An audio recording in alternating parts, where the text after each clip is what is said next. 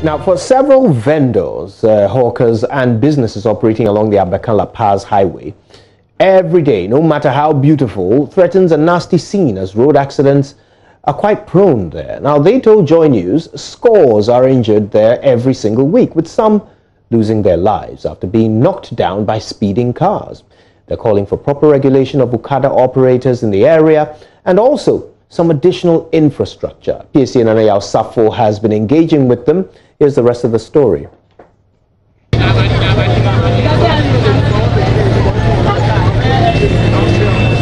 The pedestrian red light, the basic traffic rule saying stop. Yet, as the swarm of pedestrians move across the Abeka-Lapaz highway, it is very clear the rule is the last consideration on their minds. Witnesses tell me that several accidents occur on this stretch and that many people die. There's been about 3 accidents so far this week. One of the victims lay lifeless on the road after the crash. We had no idea if he was dead. For a day, I me 4 times. A day, I didn't. Almost everyone I met here had such a story. Look at the way the school children are always they are passing here. The car hits them and they kill some of them. Often after the accidents, victims lay on the road with nobody to help them.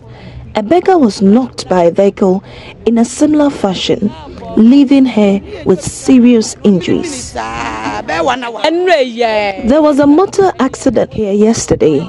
From the looks of it, the gentleman will be amputated. But almost all of them agreed on the immediate need for the construction of a footbridge. We need something like overhead. To last month to here and any pay woo a quan way soon. Has a coming overhead and Cabebua. But send no mercy down a back one in tea. A moment to me who can be fast a boo no my overhead. The nearest ones were some 15 to 20 minutes away by foot, miles from the busiest point of the Abeka-Lapaz highway. But even here, the Joynews team was met with an irony. A father and a son, plus a host of many others, raced across the dangerous roads seeking passage to the other end. They were doing so beneath the very footbridge that had been built for that purpose. Back at the Abeka-Lapaz intersection on the N1 highway, the vendors and pedestrians are in full agreement of who the chief suspects are as far as this matter is concerned. Moto fono, Okada for moto, California. Woman of course, sir, accident in but the time I'm going to call for a cross 2000 and say traffic light, sir, as so color, my so Gina, but I say this argument, woman find Yajuma. But the Okada riders believe such blames are not fair. It's not necessarily the Okada guys.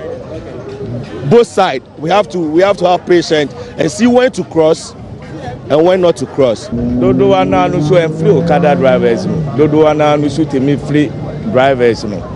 Because maybe their own yellow on, maybe they will pass red light.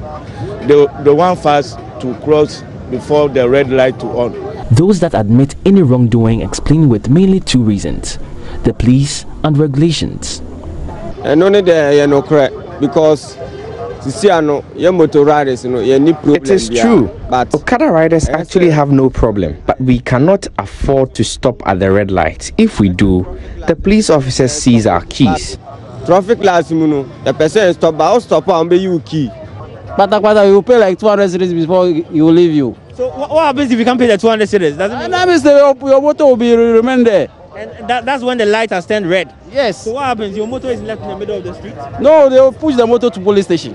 And you have to walk away? Yes. So because of that, when I see red lights, I will just pass by to avoid 200 cedis.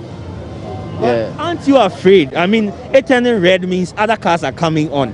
And you are going. Aren't you afraid that your life may be at risk or whoever is behind you may be at risk? I know that, so I have to watch carefully before passing by. Road safety management expert Cecil Ekogaba believes authorities must look into the demands of road users for a better life. But even more, he holds pedestrians responsible for their poor upkeep with traffic rules. Incidents on the N1 is really unfortunate that most accidents will occur. Secondly, pedestrians must be blamed for such incidents because whenever bridges are even provided, they... Right, so to wrap up on our Arrive Alive content, if you drive, be predictable. Don't make sudden stops or lane changes. Instead, take care to ensure that other drivers are likely to be able to predict your actions to maximize safety. That is how you arrive alive. This tip is brought to you by Toyota and Bedrock Insurance. There's more. Let's take a break first.